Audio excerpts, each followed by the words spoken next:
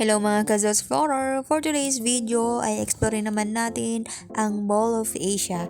Ito nga palang kinatatayuan ng Mall of Asia at iba pang mga establishment na malapit dito ay dating dagat na tinambakan lamang para maging lupa.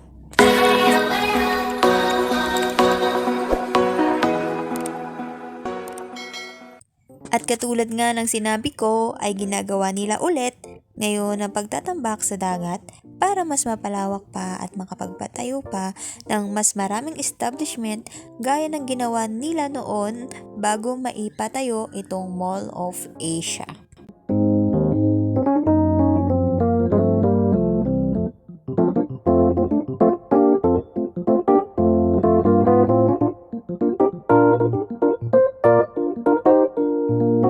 At dumako naman tayo dito sa mga rides na mayroon dito sa Mall of Asia. Katulad na lamang nitong umiikot-ikot na ito. Mayroon din ditong bumper car kung saan kahit di ka marunong mag-drive, abay pwedeng-pwede ka dito.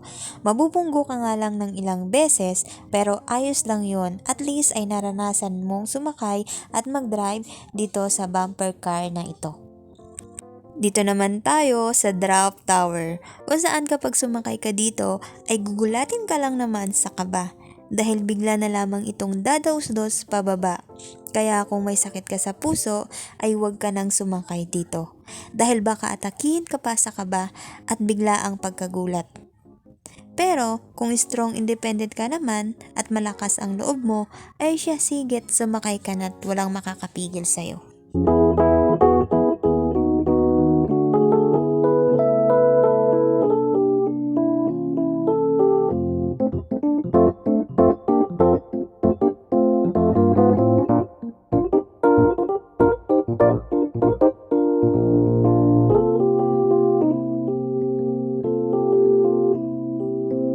Ang tawag naman sa rides na ito ay Bumblebee at halos mga bata naman ang mga sumasakay dito. Marami pang mga rides ang mayroon dito sa Mall of Asia. Tulad din itong Ferris wheel kung saan ang bawat room nito ay naka-aircon. Kapag sumakay ka dito ay di ka naman as in may hilo dahil sobrang bagal lang ng ikot nito.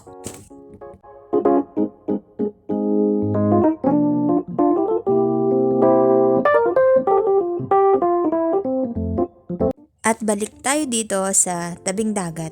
Makikita nyo na ang daming nagliliparang mga ibon, sinyales na maraming mga isda. Sa palagay ko ay nabubulabog ang mga isda sa ginagawa nilang reclamation o pagtatambak dito sa dagat. At naabutan na nga tayo ng gabi dito sa Mall of Asia mga Kazots Explorer. At dahil gabi na, ay mas na-appreciate natin ang bawat pailaw.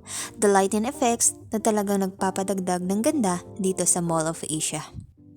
Kaya naman mga Kazots Explorer, sa susunod nating paglalakbay, muli nyo kaming samahan at explorein ang bawat lugar na aming mapupuntahan. Maraming salamat!